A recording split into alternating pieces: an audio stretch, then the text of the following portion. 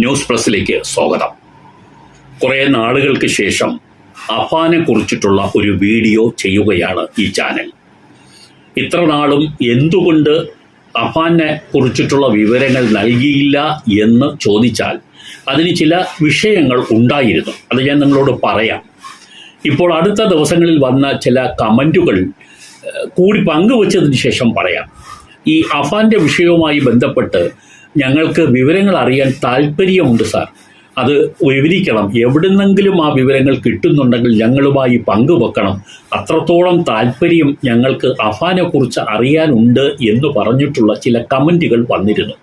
അത് ദിവ്യ ബാബു എന്ന് പറയുന്ന ഒരു വ്യക്തി, JXN എന്ന് പറയുന്ന ഒരാൾ, നാസർ എന്ന് പറഞ്ഞ ഒരാൾ, സ്വരബല എന്ന് പറഞ്ഞ മറ്റൊരാൾ, ഇങ്ങനെ എൻ്റെ ഓർമ്മയിൽ നിന്ന് വന്ന ചില പേരുകളാണ് ഞാൻ പറയുന്നത്. ഇതിൽ ഈ ദിവ്യ ബാബുവും പിന്നെ സ്വരബലയും ഒക്കെ പലവട്ടം, നാസറും പലവട്ടം ഈ കാര്യങ്ങളെക്കുറിച്ച് ഓർമ്മിപ്പിച്ചിട്ടുള്ളവരാണ്. അപ്പോഴൊക്കെ ഞാൻ ചിലതിന് മറുപടി കൊടുത്തു, ചിലതിന് ചില വിവരങ്ങൾ ലഭ്യമായിട്ടുണ്ട്, അത് സ്ഥിരീകരണം കിട്ടിയതിന് ശേഷം പങ്കുവെക്കാം എന്നാണ് ഞാൻ പറഞ്ഞിരുന്നത്. ഇന്ന് അതുമായി ബന്ധപ്പെട്ട് ഒട്ടേറെ വിവരങ്ങൾ എൻ്റെ പക്കൽ ഉണ്ട്. പക്ഷേ അതെല്ലാം ഞാൻ പങ്കുവെക്കുന്നില്ല. ചിലത് ഞാൻ അടുത്ത എപ്പിസോഡുകളിൽ പറയാം. എനിക്ക് ഏറ്റവും അധികം വ്യക്തിപരമായി പോലും എന്നെ വളരെ വേദനിപ്പിച്ചിട്ടുള്ള ഒരു വിഷയമാണ് അഫാൻ്റെ വിഷയം.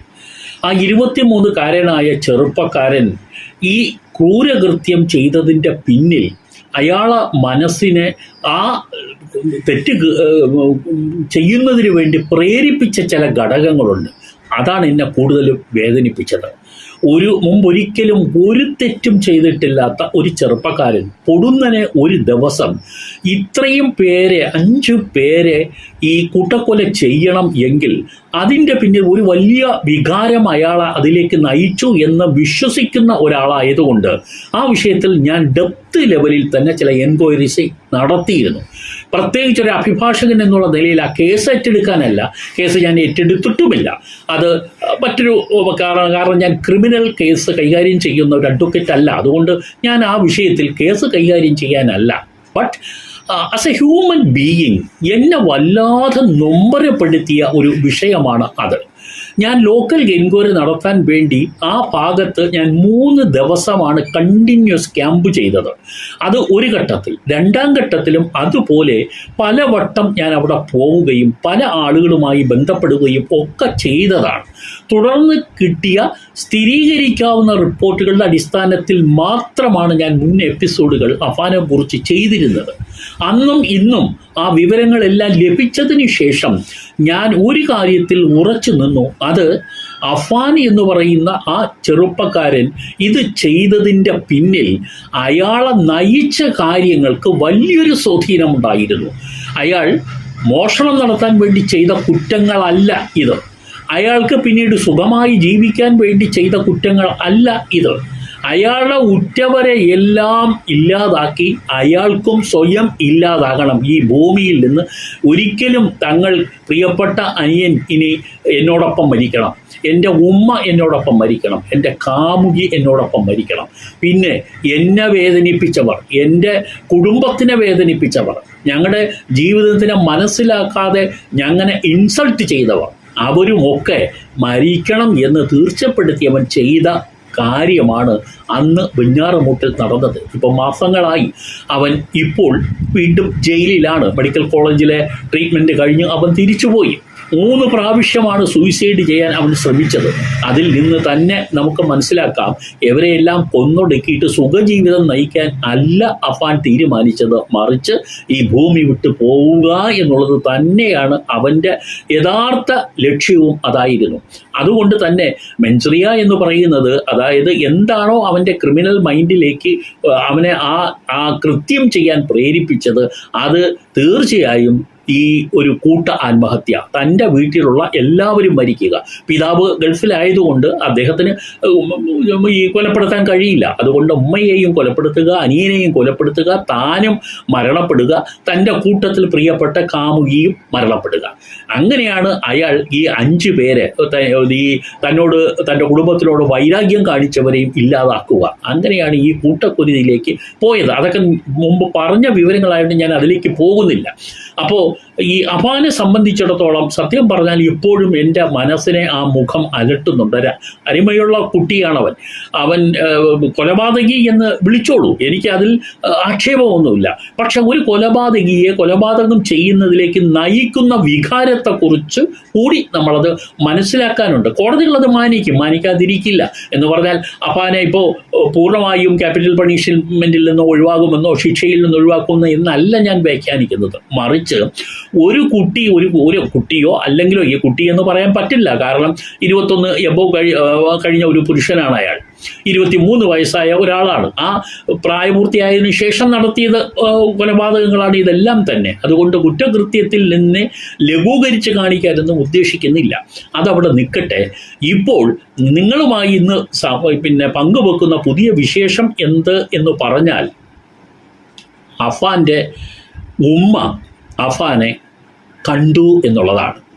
നാളിതുവരെ ഈ മകനെ കാണാൻ കൂട്ടാക്കാതെ ഈ പിതാവും ഈ മാതാവും മാറി നിൽക്കുകയായിരുന്നു. ഏറ്റവും അധികം എന്നെ ദേഷ്യപ്പെടുത്തിയ, എനിക്ക് ഒരിക്കലും പൊരുത്തപ്പെട്ടു കൊടുക്കാനാകാത്ത പ്രവൃത്തിയാണ് ആ പിതാവും മാതാവും നാളിതുവരെ ചെയ്തത്. ഏതു കുറ്റവാളി ആയിക്കോട്ടെ, അവനെ 3 പ്രാവശ്യം ആത്മഹത്യയ്ക്ക് ശ്രമിച്ച് ഏറ്റവും ഒടുവിൽ അതിദാരുണമായി അയാൾ മെഡിക്കൽ കോളേജിൽ പ്രവേശിപ്പിക്കപ്പെട്ടു. ജീവൻ്റെ കണിക പോലുമില്ലായിരുന്നു അയാളിൽ. പക്ഷേ ഡോക്ടർമാർ അങ്ങേയറ്റം ശ്രമിച്ച് അയാളുടെ ജീവിതത്തിലേക്ക് തിരിച്ചു കൊണ്ടുവന്നു. ശബ്ദം പോലും നഷ്ടപ്പെട്ടു, പൾസ് നഷ്ടപ്പെട്ടു. എങ്ങനെ ഡോക്ടർമാർ ഇയാളെ രക്ഷപ്പെടുത്തി എന്നുള്ളത് ഇന്നും മെഡിക്കൽ അത്ഭുതങ്ങളിൽ ഒന്നാണ്. ഒരു ഡോക്ടർ പറഞ്ഞതാണ്, ഇതൊരു മെഡിക്കൽ മിറക്കിൾ സംഭവിച്ചു എന്നാണ് ഡോക്ടർ പറഞ്ഞത്. അത് എന്തുകൊണ്ടാണ് എന്ന് നമുക്ക് പറയാനാവില്ല. ദൈവം ഇനി എന്തെങ്കിലും കൂടുതൽ അനുഭവിക്കാൻ വേണ്ടി ആ പയ്യന് ജീവൻ തിരിച്ചു കൊടുത്തതാണോ, അതോ അവൻ ചെയ്ത തെറ്റുകൾ മനസ്സിലാക്കിയിട്ട് ദൈവം ഒരുപക്ഷെ അവന് ഒരു ലൈഫ് കൊടുക്കാൻ ഉദ്ദേശിച്ചതാണോ എന്ന് ഇനി വരുംകാലം തെളിയിക്കപ്പെടേണ്ടതുണ്ട്. ഡോക്ടർമാരുടെ നിർബന്ധത്തിന് വഴങ്ങിയാണ് ഈ ഷെമി എന്ന് പറയുന്ന അഫാൻ്റെ ഉമ്മ അഫാനെ കാണാൻ പോയത്. പക്ഷേ ഞാൻ മനസ്സിലാക്കിയിടത്തോളം ആ സ്ത്രീ എല്ലാ ദിവസവും നെഞ്ചത്തടിച്ച് കരയുമായിരുന്നു തൻ്റെ മകനെ കാണാൻ വേണ്ടി.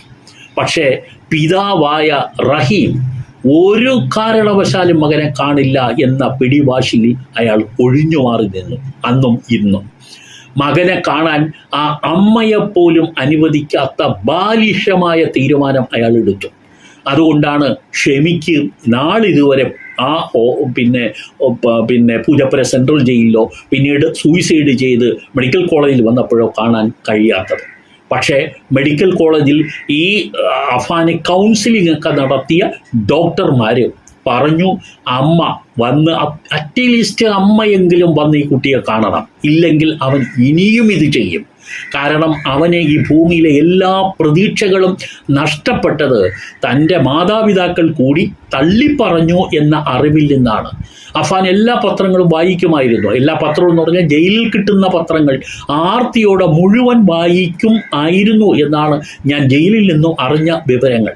അപ്പോൾ അഫാൻ ഇത് അറിയാം. തൻ്റെ മാതാപിതാക്കൾ തന്നെ തള്ളിപ്പറഞ്ഞ വിവരങ്ങളൊക്കെ അയാൾ അറിയാതിരിക്കുമോ?